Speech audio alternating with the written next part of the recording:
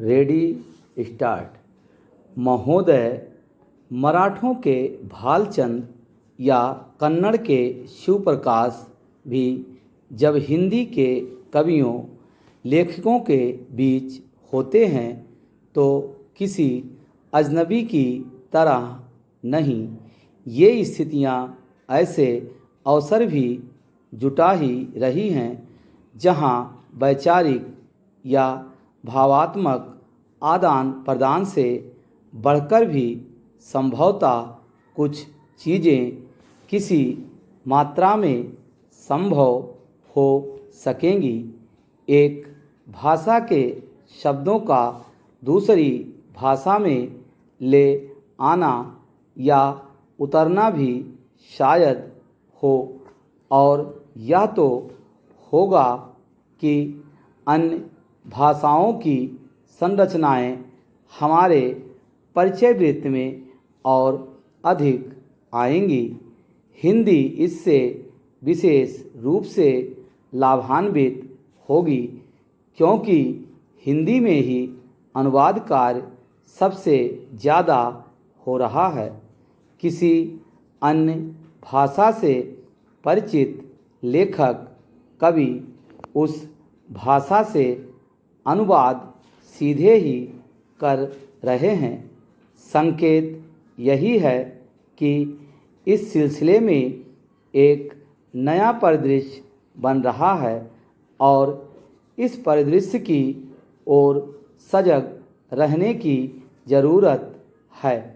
भारतीय भाषाओं के बीच की संवाद कड़ी जो केवल अंग्रेजी को मानते आ रहे हैं, उन्हें अपने दृष्टिकोण में कुछ तो परिवर्तन करना ही पड़ेगा। यह सही है कि किसी ऐसे आयोजन में जहां विभिन्न भारतीय भाषा के कवि या लेखक उपस्थित हों, अंग्रेजी अनिवार्य रूप से बैठ जाती है, लेकिन टूटी फूटी ही सही एक दूसरे की भाषाएं आजमाने की प्रवृत्ति बढ़ रही है। कई भारतीय भाषाओं के लेखक अब स्वयं हिंदी का प्रयोग बातचीत करने में पहले की तरह हिचकिचाते नहीं हैं। हिंदी का दायित्व कुछ और बढ़ जाता है। हिंदी की रचना संसार विस्तृत हो रहा है। नई स्थितियों से और अधिक लाभान्वित हो जाएंगे। रचनात्मक स्तर पर वास्तव में एक अखिल भारतीय वातावरण बनने के लक्षण दिखाई पड़ रहे हैं। महात्मा जी ने अपने राष्ट्र निर्माण के लिए जो संकल्पनाएं की हैं, उन्हें कार्यान्वित करने का काम हमारा है। जो अधूरा है उसे पूरा करना चाहिए। गांधी जी ने असहयोग आंदोलन शुरू किया था, उसी के साथ अनेक रचनात्मक कार्य भी जोड़ दिए गए थे।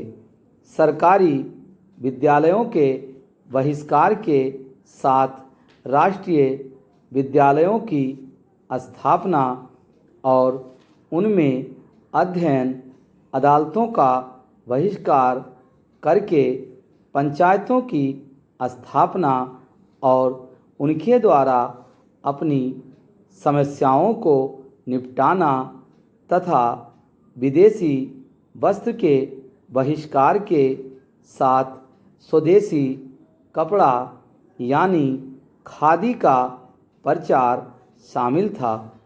इस दोहरे कार्यक्रम से उन लोगों के कार्य की व्यवस्था हो गई जो बहिष्कार करने के कारण बेकार होते यह रचनात्मक कार्य सच्चे स्वराज्य की तैयारी थी।